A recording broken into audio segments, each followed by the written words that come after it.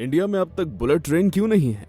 दोस्तों, जापान में दुनिया के सबसे पहले बुलेट ट्रेन तोकाइदो शिनकानसेन की शुरुआत 1964 में ही हो गई थी। दुनिया में बुलेट ट्रेन को आए हुए लगभग 57 साल हो चुके हैं, लेकिन इंडियंस के लिए बुलेट ट्रेन आज भी एक एलियन टेक्नोलॉजी की तरह ही है। आखिर ऐसा क्यों है? जो टेक्नोलॉजी जापान में 57 साल पहले ही विकसित हो गई थी, वो आज तक भारत में क्यों नहीं पहुंच सकी है? आखिर कौन कौन सी ऐसी वजहें हैं जिस कारण भारत में आज भी बुलेट ट्रेन नहीं है? तो चलिए आज की इस वीडियो में हम ऐसे ही कुछ रीजंस के बारे में जानते हैं, जिसे जानकर आप भी ये समझ जाएंगे कि आखिर क्यों भारत में अब तक बुलेट ट्रेन नहीं है। हमारे देश में बुलेट ट्रेन क्यों नहीं है? इसका एक सीधा सा जवाब ये है कि हमारे देश की सरकारों ने कभी चाहा ही नहीं। सरकार के कभी ना चाहने के पीछे कई दलीलें हो सकती हैं, लेकिन यहाँ हमें कोई डिबेट नहीं करनी है, इसलिए उन दलीलों को पीछे छोड़ते हुए हम एक्चुअल रीजंस की ओर लौटते हैं। जापान में बुलेट ट्रेन 1964 से ही चल रही है, लेकिन ऐसा नहीं है कि जापान के इंजीनियर्स की एक सुबह आंखें खुली हों, उन्हें बुलेट ट्रेन बनाने का ख्याल आया हो और उन्होंने इसे कुछ दिन में ही बना डाला हो। नहीं, बिल्कुल नहीं। इंजीनियर्स के पास कोई जादू की छड़ी तो होती नहीं है। हाँ, ये सच है कि ख्याल से ही कोई चीज हकीकत में बदलती है, लेकिन जब बात टेक्नोलॉजी की हो तो ख्याल को हकीकत में बदलने में सालों लग जाते हैं और पानी की तरह पैसे बहाने पड़ते हैं। तो जब जापान के इंजीनियर्स ने बुलेट ट्रेन का ख्वाब देखा, तब उसे हकीकत में बदलने के लिए रिसर्च एंड डेवलपमेंट सेंटर शुरू किए गए। उनकी सारी जरूरतें पूरी की गई। इन कामों में बेतहाशा पैसे खर्च किए गए और उन्हें पूरा वक्त भी दिया गया। तब जाकर दुनिया ने 1964 में पहली बार बुलेट ट्रेन को देखा। 1964 के बाद से बुलेट ट्रेन की ये टेक्नोलॉजी लगातार बेहतर होती रही और आज पूरी दुनिया में जापानीज रेलवे की मिसाल दी जाती है। अब हम अपने देश की ओर लौटते हैं। इंडियन रेलवे दुनिया का 4th लार्जेस्ट रेलवे नेटवर्क है। भारत में हर दिन लगभग 2 करोड़ यात्री ट्रेन से सफर करते हैं। इसके बावजूद इंडियन रेलवे आर्थिक रूप से हमेशा नुकसान में ही रहती है। हाँ, पिछले कुछ सालों में रेलवे प्रॉफिट हासिल करने में कामयाब रहा है, लेकिन ये प्रॉफिट ऊंट के मुंह में जीरे की तरह ही है। घाटे में रहने वाले रेलवे के लिए मौजूदा टेक्नोलॉजी के साथ ही रेलवे को चलाना मुश्किल हो रहा है। ऐसे में बुलेट ट्रेन जैसी नई टेक्नोलॉजी के बारे में कल्पना करना भी मुश्किल है।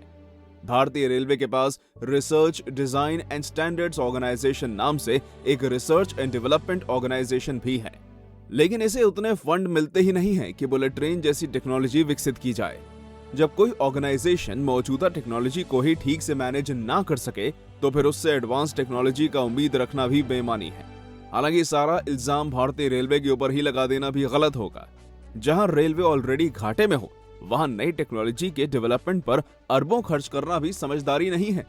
बुलेट ट्रेन का काफी ज्यादा खर्चीला होना भी एक वजह है कि भारत में अब तक बुलेट ट्रेन नहीं है। बुलेट ट्रेन स्टैंडर्ड ट्रेन से 2 या 3 गुना नहीं, बल्कि 10 से 15 गुना ज्यादा महंगी है। बुलेट ट्रेन कॉरिडोर के निर्माण में प्रति किलोमीटर 100 से 140 करोड़ रुपए खर्च होते हैं। मतलब जितने पैसे में 10 से 15 नई स्टैंडर्ड ट्रेन चलाई जा सकती हैं, इतने पैसे में केवल एक बुलेट ट्रेन ही चलाई जा सकेगी। भारतीय ट्रेनों में यात्रियों की भीड़ किसी से छुपी हुई नहीं है। खासकर त्योहारों के मौके पर महीनों पहले से ही ट्रेन में भारी भीड़ होने लगती है। ऐसे में अगर रेलवे के पास पैसे हो तो एक बुलेट ट्रेन के बजाय 15 स्टैंडर्ड ट्रेन चलाई जाएंगी। बुलेट ट्रेन के लिए एडवांस मेंटेनेंस सिस्टम की जरूरत पड़ती है। इसके लिए स्पेशल ट्रैक का निर्माण किया जाता है। सामान्य पटरी के मुकाबले बुलेट ट्रेन के पटरी के निर्माण में स्ट्रॉन्ग मटेरियल का उपयोग किया जाता है। ट्रैक में लाइंस को जोड़ने के लिए बोल्ट्स का उपयोग करने के बजाय इसे वेल्डिंग करके आपस में जोड़ा जाता है और इसे रेगुलर तौर पर वेल्डिंग की जरूरत पड़ती है। इस ट्रेन के बाकी सारे पार्ट्स को भी रेगुलर मेंटेनेंस की जरूरत पड़ती है। जरा सी भी खराबी होने पर पार्ट्स को रिप्लेस कर दिया जाता है।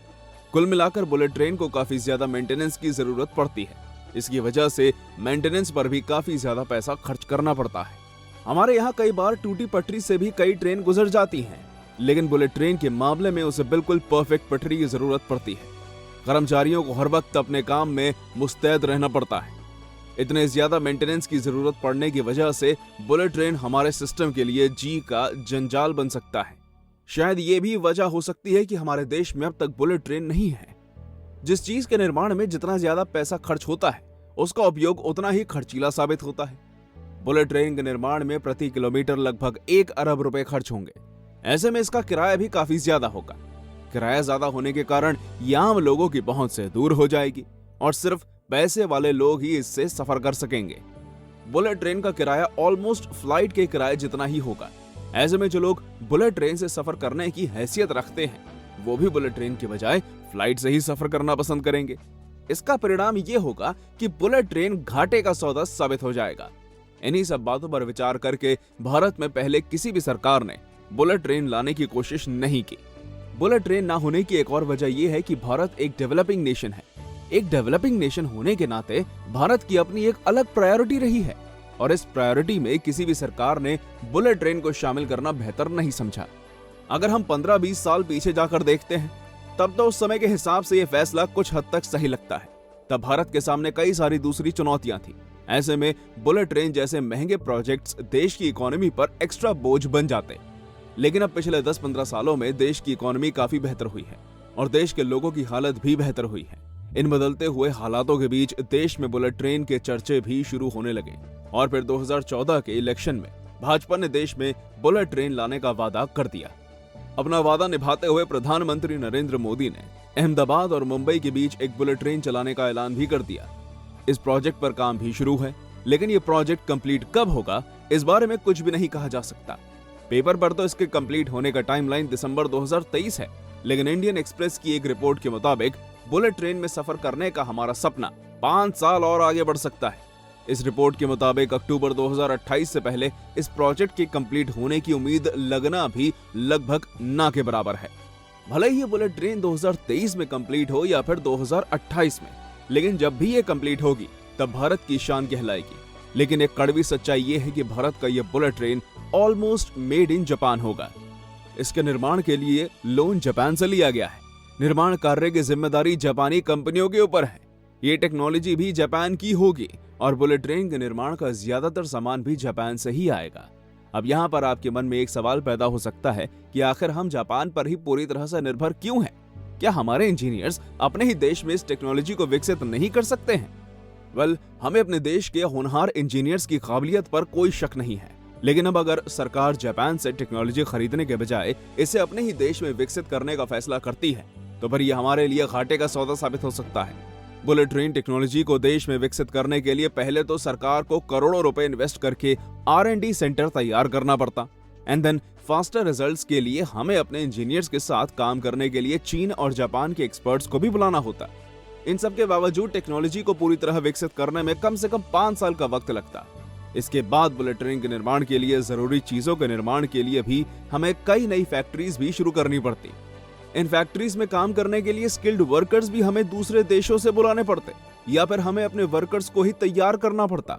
इन सारी चीजों में ही इतना पैसे और समय खर्च हो जाता जितने पैसे में कई बुलेट ट्रेन चलाई जा सकती हैं। इसलिए समझदारी इसी में थी कि जापान से टेक्नोलॉजी खरीद कर जापान कंपनियों को बुलाकर बुलेट ट्रेन का निर्माण करवा लिया जाए। पहले बुलेट ट्रेन के निर्माण में जापानी कंपनियों के साथ हमारे इंजीनियर्स भी शामिल हैं। इस दौरान हमारे इंजीनियर्स कई सारी नई चीजें सीख रहे होंगे। तो फिर मुमकिन है कि जब देश में पहले बुलेट ट्रेन का निर्माण पूरा हो जाएगा तो अगले बुलेट ट्रेन के निर्माण में जापान के ऊपर हमारी निर्भरता थोड़ी कम होगी। दोस्तों, आपको क्या लगता है, क्या बुलेट ट्रेन भारत के लिए सही है या नहीं? अपने विचार कमेंट में बताइएगा। वीडियो अच्छी लगी हो तो इसे लाइक और शेयर करें और चैनल को सब्सक्राइब करना मत भूलिएगा। धन्यवाद।